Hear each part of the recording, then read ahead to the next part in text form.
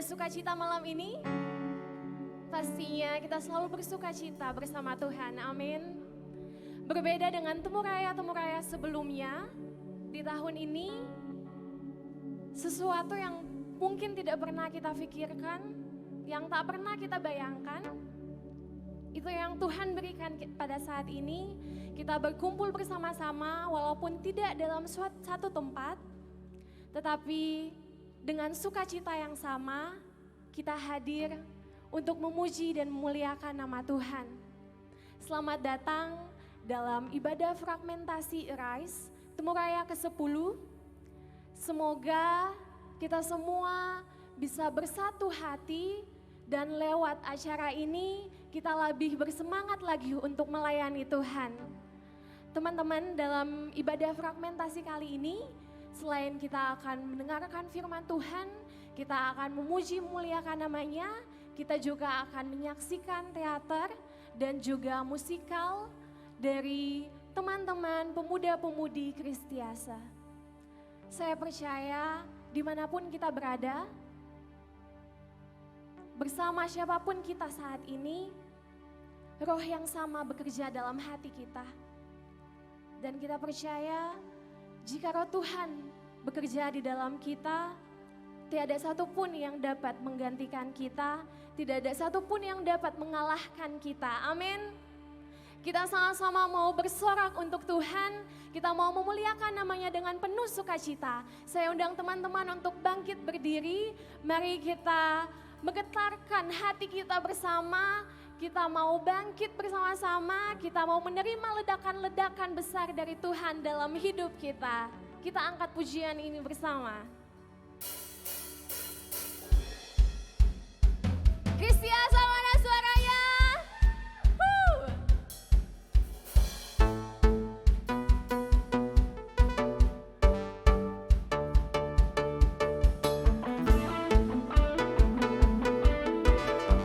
Saya mau kita semua bertepuk tangan ya, yang ada di studio juga.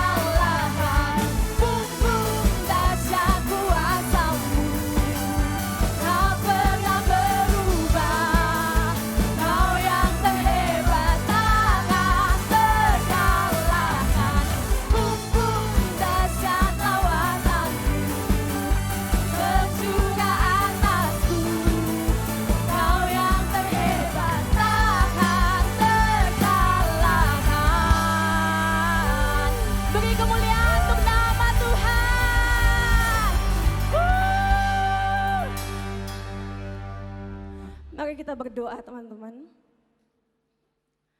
Bapa, kami mengucap syukur untuk hari yang indah, hari yang Kau berikan kepada kami setiap anak-anak-Mu Tuhan, dimanapun kami berada pada saat ini Tuhan. Kami percaya bahwa Roh-Mu bekerja dalam hati kami Tuhan. Kami percaya bahwa Engkau bersama-sama dengan kami Tuhan.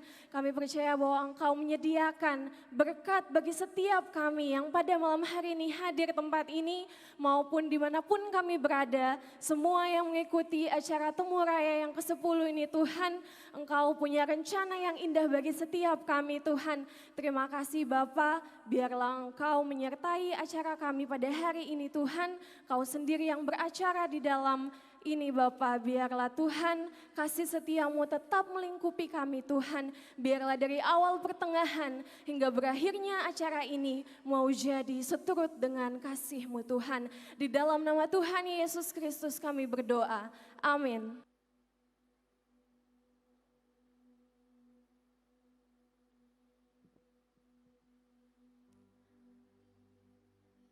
Teman-teman pernah ngerasa kecewa gak sih sama Tuhan?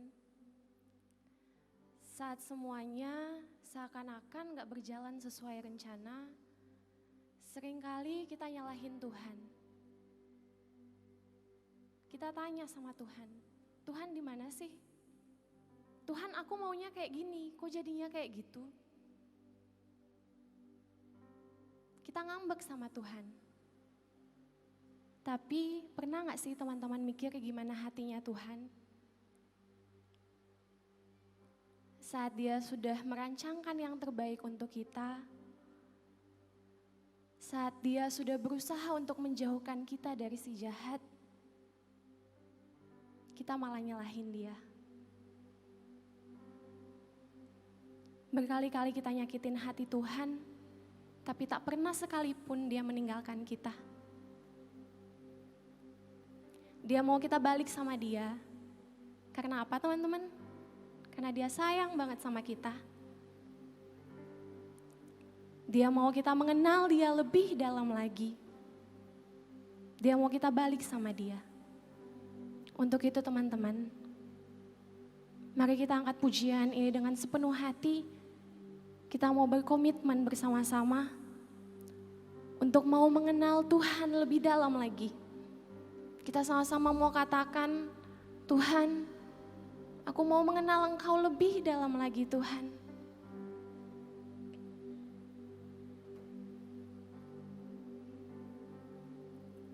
Dan ku ingin mengenal-Mu Tuhan, lebih dalam dari semua yang ku kenal.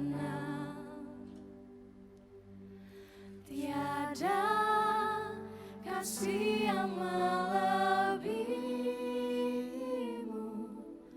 Ku ada untuk menjadi penyembah-Mu.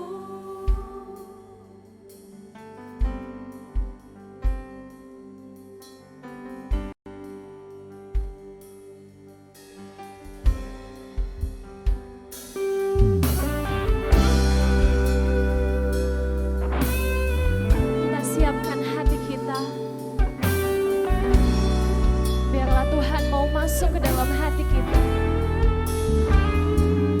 Biarlah kita mau mengenal Dia lebih dalam lagi.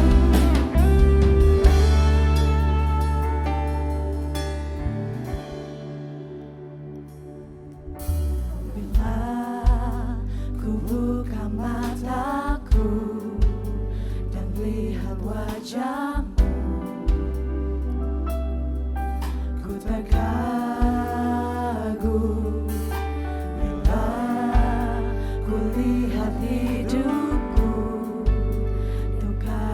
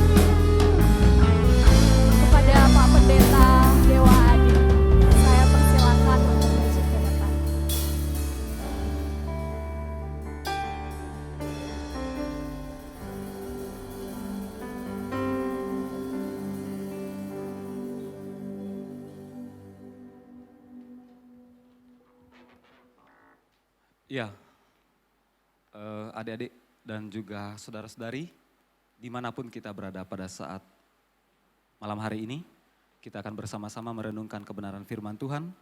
Namun sebelumnya, saya mengajak kita semua untuk menundukkan kepala kita menghadap Tuhan, kita berdoa memohon tuntunan dari tangannya. Mari kita berdoa. Kami sungguh mengucapkan syukur dan rasa terima kasih kami kepadamu ya Tuhan.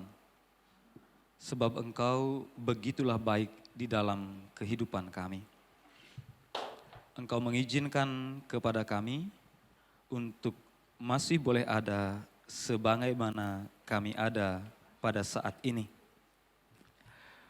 Ya Tuhan yang ada di dalam kerajaan surga, sekalipun kami tidak bisa berkumpul bersama-sama seperti pada masa-masa terdahulu, karena situasi dan keadaan kami semua harus berada di tempat kami masing-masing, tetapi kami yakin dan percaya bahwa itu tidak mengurangi sukacita kami ketika kami hendak memuliakan nama Tuhan. Karena itu pada saat ini kami hendak mendasari peribadahan kami dengan bersama-sama merenungkan kebenaran firman Tuhan. Namun kiranya Engkau menganugerahkan Roh Kudus kepada kami, agar setiap kami yang membaca, mendengar dan merenungkan firman Tuhan, diberi kekuatan untuk melakukannya dalam kehidupan kami hari lepas hari. Terpujilah nama-Mu ya Tuhan, sertailah setiap kami siap untuk mendengarkan firman Tuhan. Di dalam nama Yesus Kristus, firman yang hidup itu, kami mengucapkan doa dan bersyukur kepada Tuhan di dalam kerajaan surga. Haleluya. Amin. Ya, adik-adik yang dikasihi oleh Tuhan dimanapun kita berada, dari tempat kita masing-masing, saya ingin menyapa kita semua dulu pada malam hari ini. Salam. Ya, saya berharap kita semua, baik yang ada di rumah kita, di wilayah kita masing-masing, yang dipusatkan dimanapun oleh pengurus pemuda dan pemudi, kita semua ada dalam keadaan sehat, ada dalam keadaan baik, dan kita semua senantiasa diberkati dengan sukacita bersama-sama dengan keluarga kita. Ya adik-adik, beginilah keadaan kita pada zaman sekarang ini. Kalau dulu mungkin kita bisa bertemu tatap muka langsung, tetapi sekarang ya karena situasi kita harus ya diatur oleh situasi bagaimana kita hendak berkumpul kepada Tuhan. Tetapi itu bukanlah sebagai alasan untuk mengurangi sukacita kita kepada Tuhan. Karena itu adik-adik, kita akan membaca firman Tuhan. Saya ingin mengajak kita membuka satu bagian ayat dari kitab Ayub. Ya kalau saya terkenalnya ingin menyampaikan, silahkan dibuka Alkitabnya masing-masing atau aplikasi Alkitab yang ada di handphone kita. Jadi yang di handphone itu aplikasi Alkitab. Yang disebut dengan Alkitab itu adalah yang ini dalam bentuk buku. Jadi silahkan dibuka Alkitab kita atau aplikasi Alkitab kita dari Ayub pasalnya yang ke-23. Kitab Ayub pasalnya yang ke-23. Kita akan membaca satu ayat saja, yaitu di ayat yang ke-10 yang menjadi dasar bagi kita semua untuk merenungkan kebenaran firman Tuhan. Ayub pasal yang ke-23 ayatnya yang ke-10. Saya akan membacakan firman Tuhan ini untuk kita sekalian. Demikianlah firman Tuhan untuk saya dan untuk adik-adik semua. Karena Ia tahu jalan hidupku, seandainya Ia menguji aku akan timbul seperti emas. Karena Ia tahu jalan hidupku, seandainya Ia menguji aku akan timbul seperti emas. Sedemikianlah pembacaan firman Tuhan kita, yang dikatakan berbahagia adalah setiap kita yang tidak hanya membaca firman Tuhan tetapi juga merenungkan, terlebih melakukan dalam kehidupan kita hari lepas hari. Sekali lagi saya ingin menyapa kita semua. Salam. Yang di tempat ini juga salam. Ya, semoga kita semua dalam keadaan sukacita ya. Ada peribahasa mengatakan tak kenal maka tak tahu gitu. Jadi ada yang mengatakan tak kenal maka tak sayang, ya bagaimana bisa sayang orang tahu saja belum, kan begitu. Jadi orang bisa menyayangi setelah mengetahuinya, kan begitu. Ya izinkan saya memperkenalkan diri saya. Nama saya Pendeta Idewo Gede Adi Pranata. Saya bertugas di Jemaat Pelangi Kasih Tangguwisyo, itu di Seririt, dan juga Jemaat Margi Urip Tiga Wase. Saya baru ditugaskan di sana oleh bapak-bapak kita, orang tua kita di MSA, baru menjalani 6 bulan masa pelayanan di sana. Dan pada saat ini adik-adik pemuda mempercayakan saya untuk membawa firman Tuhan untuk kita semua. Nah, saya ingin mengawali perenungan firman Tuhan hari ini dengan sebuah pertanyaan adik-adik sekalian. Pernah tidak adik-adik itu kalau di sekolah, ya bagi yang masih sekolah atau yang pernah mengenyam masa pendidikan, pernah tidak di sekolah itu ada kejadian begini? Pada saat kita masuk ke sekolah, gurunya beri pengumuman mungkin seminggu sebelumnya. Anak-anak, hari Senin ke depan kita akan ada ujian. Jika ada pengumuman begitu, apa yang akan kita lakukan untuk menghadapi ujian itu? Pasti adik-adik akan belajar kan. Giat belajar, baca buku, buka-buka catatan dan lain sebagainya dan lain sebagainya. Tetapi pernah tidak ada kejadian di sekolah, kalau saya dulu sering ya. Tiba-tiba guru masuk terus bilang, siapkan kertas, ayo kita ujian hari ini. Weh, protes sudah kita, Pak, Bapak enggak ada beritahu. Kita enggak ada ujian loh, Bapak tiba-tiba bilang ada ujian. Ya mungkin gurunya akan jawab, loh suka-suka saya kan gurunya begitu. Kenapa kamu yang mengatur saya? Pokoknya siapkan kertas, siapkan pulpen, saya berikan pertanyaan, kalian siap menjawab. Nah kira-kira teman-teman, ketika ujian itu tiba-tiba diberikan oleh guru kita, apa yang ada di benak kita, apa yang kita pikirkan? Kesel enggak? Kesel pasti. Kecewa enggak? Ya pasti kecewa lah, marah enggak? Marah pasti. Nah kenapa saudara adik-adik sekalian, kenapa kita merasakan hal-hal tersebut? Ya karena sesuatu itu datangnya mendadak kan begitu. Satu itu datang tiba-tiba. Nah sekarang pertanyaan sederhana untuk kita mengerti firman Tuhan yang menjadi bacaan kita hari ini adalah, kira-kira adik-adik yang ada di rumah atau yang di tempat ini, tahu tidak bagaimana perasaan Ayub? Tahu tidak bagaimana rasa atau mungkin hatinya Ayub ketika ia mengalami ujian yang seperti contoh di atas tadi yang tiba-tiba itu. Tiba-tiba saja datang budaknya mengatakan, Tuhan anak-anak Anda tadi sedang berpesta, lalu tiba-tiba ada angin, lalu bangunan tempat mereka berpesta roboh dan semua anak-anak Anda mati. Itu tiba-tiba loh. Lalu kemudian belum habis anak-anaknya dikatakan meninggal, datang lagi hamba-hamba Ayub yang ada di padang, ada perampok datang mengambil semua peliharaan Tuhan. Dan tidak ada yang tersisa, sedangkan budak-budak yang lain semuanya tewas dan hanya saya yang selamat. Sehingga saya bisa memberikan informasi ini kepada Tuhan. Belum lagi semua hartanya, belum lagi anak-anaknya. Apa yang terjadi berikutnya dalam kehidupan Ayub? Mungkin kita bisa bayangkan sosok Ayub ini, ya anggaplah tampan begitulah. Orangnya berwibawa.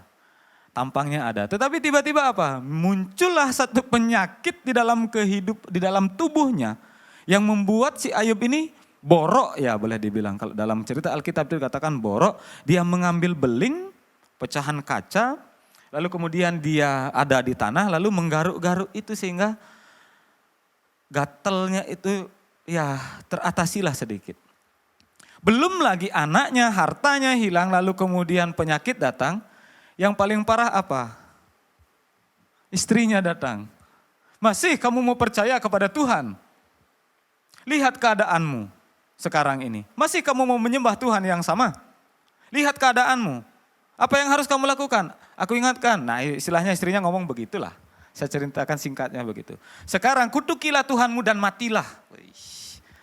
Kalau dulu itu, itulah peribahasa zaman sekarang ya. Ada uang abang disayang, tidak ada uang abang ditendang gitu.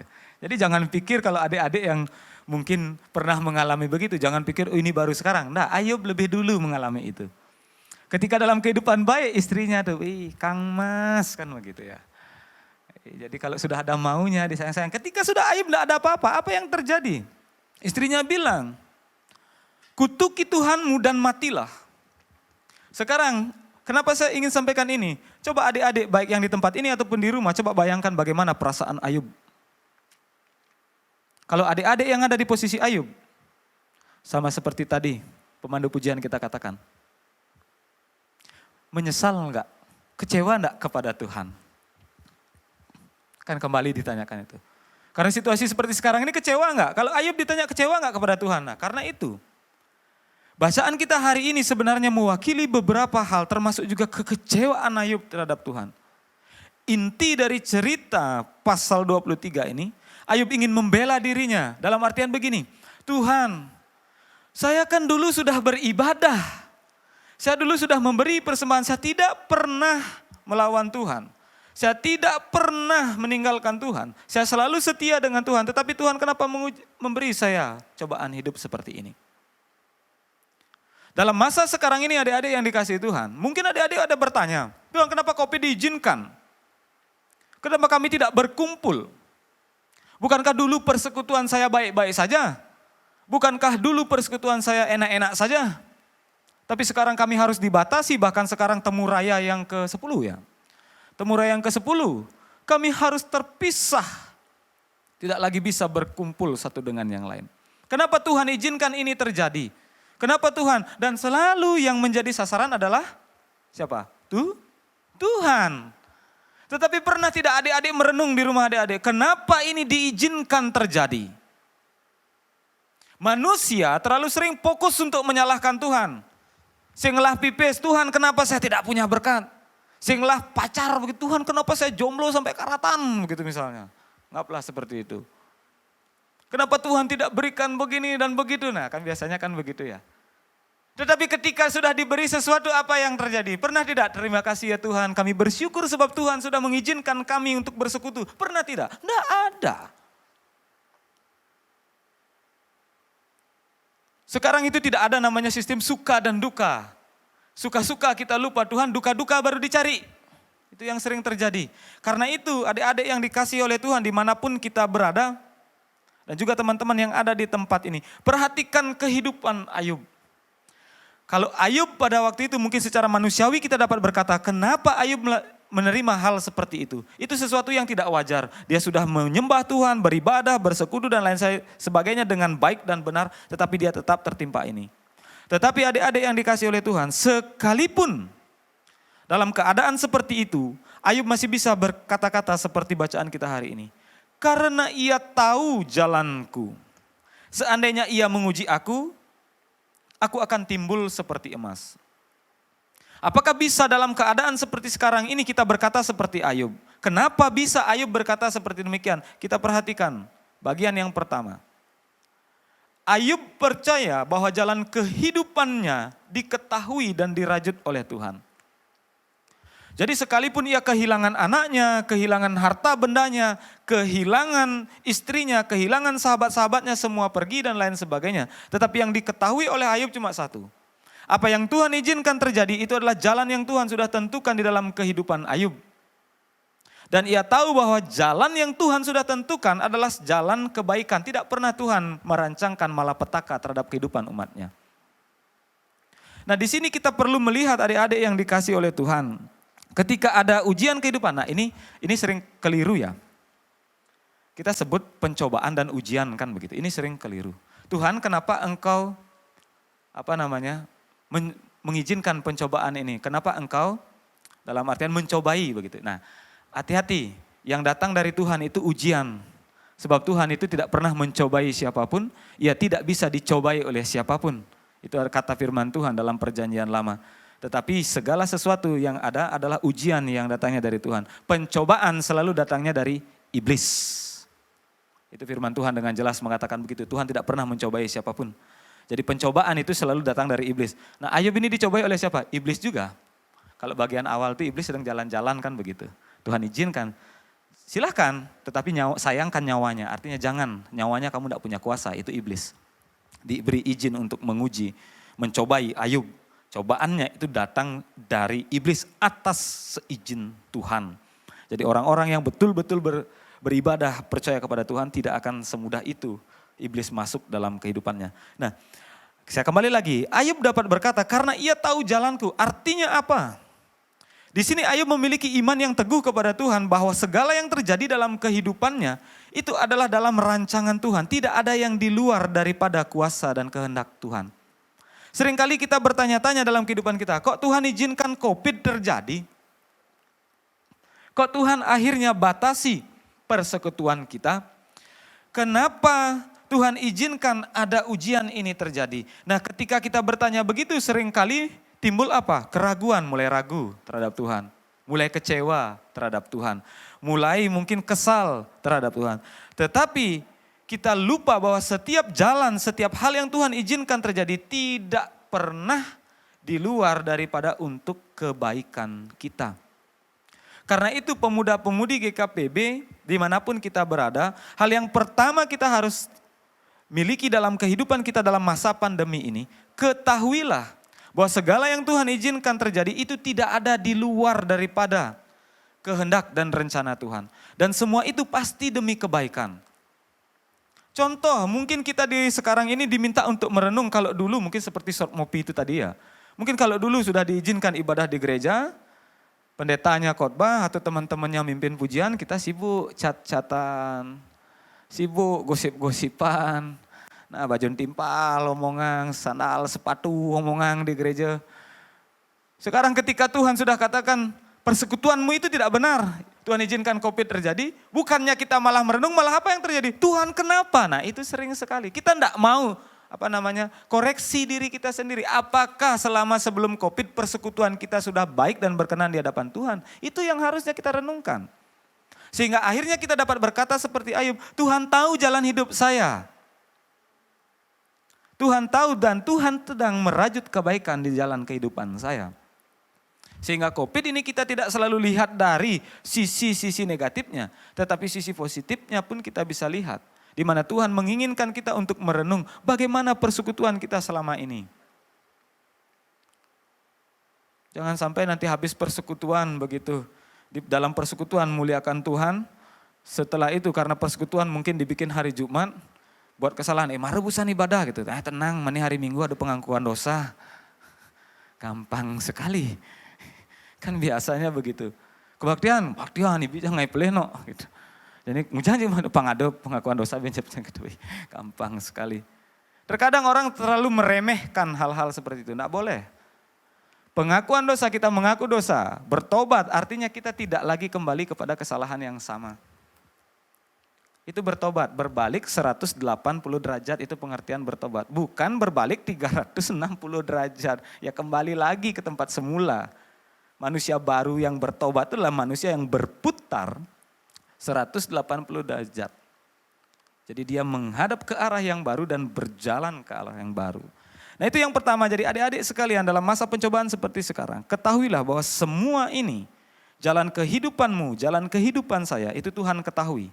Tidak ada satupun di luar dari rencana Tuhan.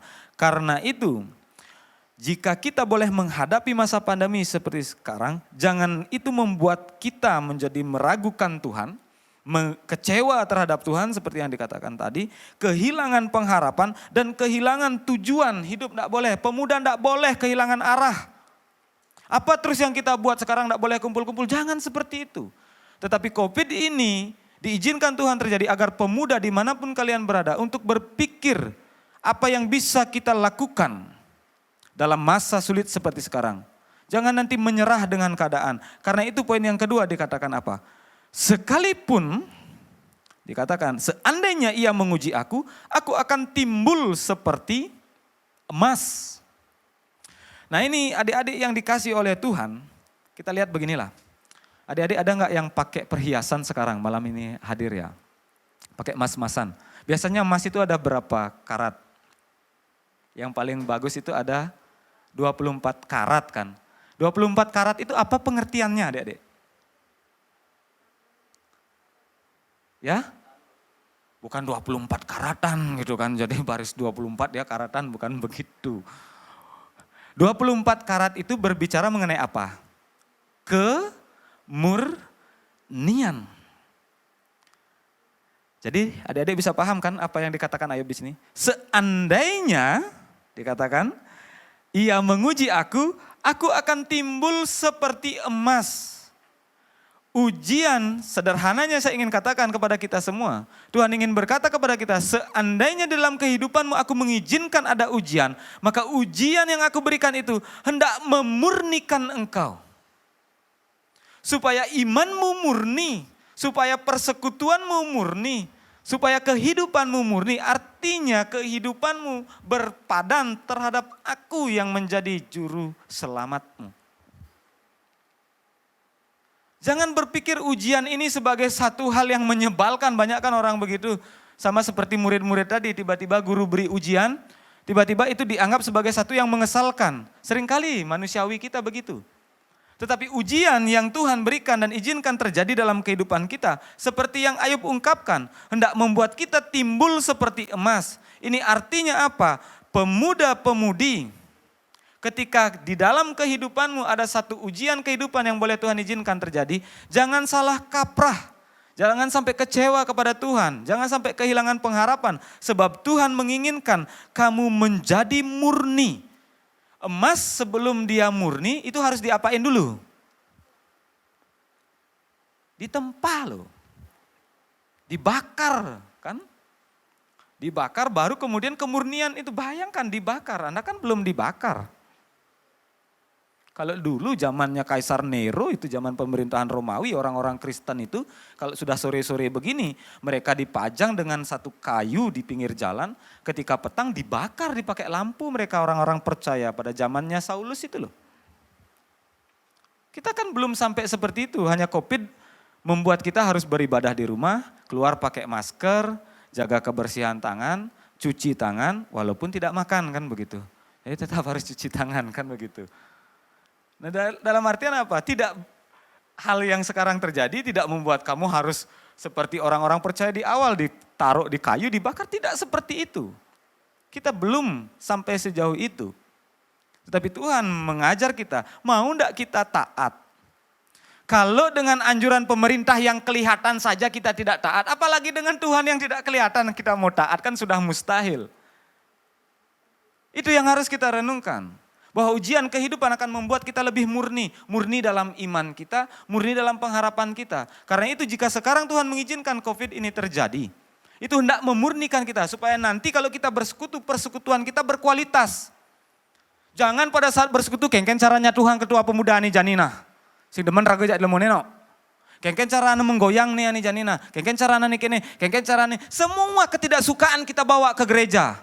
Seharusnya kasih dan damai yang ada di gereja, tetapi kebencian semua yang ada di gereja. Tuhan mengatakan, aku muak dengan persekutuanmu. Sebab mulutmu memuji aku, tetapi hatimu jauh daripada aku, itu kata Tuhan. Itu harus kita renungkan loh, jangan pikir main-main tentang persekutuan. Mulutmu memuliakan aku, tapi hatimu jauh daripadaku. Nih, sing demenin tuh, sing demenin. Nih, kene tuh, gitu, karena jangan sih di gereja kita. Jadi COVID ini Tuhan izinkan terjadi supaya apa? Supaya murni persekutuan kita untuk memuliakan Tuhan dan tidak ada embel-embel yang lain. Ketahuilah jalan kehidupan yang Tuhan sudah rancangkan.